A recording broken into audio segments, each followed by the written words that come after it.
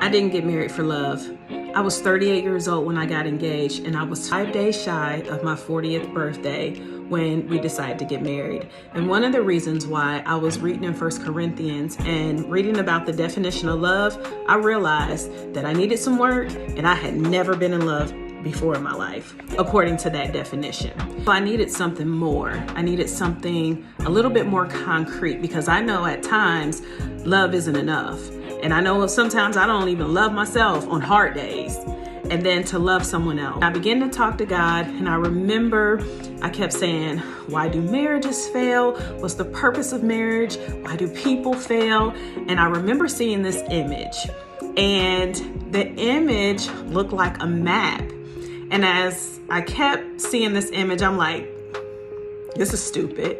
But I looked in closer, and it wasn't a map, it was a blueprint. And looking closely at this blueprint, I heard a few things.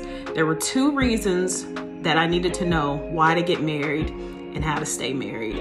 One was I heard that families fail, marriages fail, and people fail because they don't stay with the blueprint. A blueprint is a guide of how you make something. It's a design and a pattern that can be followed. So when you stop following a blueprint or a design of the way marriage is supposed to be structured, then you no longer have the same plan. The plan changes. So we have to go back to the foundation and the purpose and the way marriage was designed. So for an example, if you and your spouse decide, hey, it's getting a little boring in the bedroom, we need to add a few people, or I'm just too tired, babe, you go ahead and get you somebody else.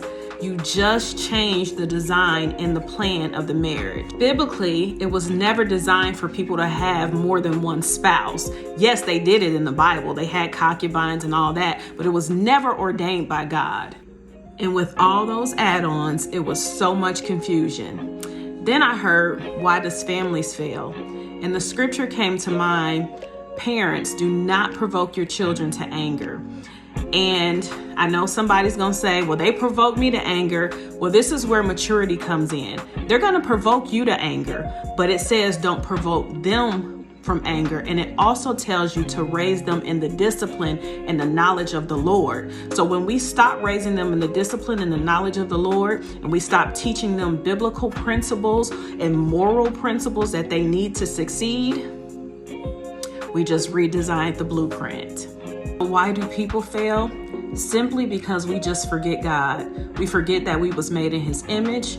We forget that we were created for His glory.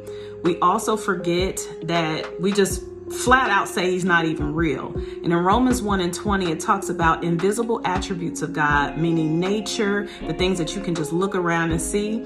You have no excuse to say there is no God. So when people forget God or they deny that God is there, we just redesigned the blueprint and you just changed the game. The second reason I heard to get married was I was asking God, is love enough? If I fall out of love, what happens then? I've heard people say it. I've seen it done so many times. And I kept saying, what is the purpose? And I felt inside, that's it. And I'm like, what? I don't even understand. I'm clueless here. What is it? What is it? And I kept saying, what is the purpose? And I kept feeling, that's it. So I didn't get it. And then one day I heard a sermon by Dr. Tony Evans, and boom, it was there. I remember him talking about marriage, and he said that marriage should have a purpose. It should have a kingdom purpose. And he said passion and the chemistry, all those things that you have with the person are just benefits.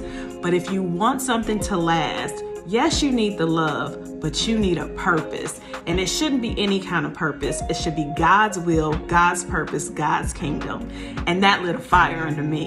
And so after that, I decided that I wasn't just going to marry for love. I needed a purpose of marrying this person. And I needed to know that it was God's will and God's kingdom purpose for me to be married.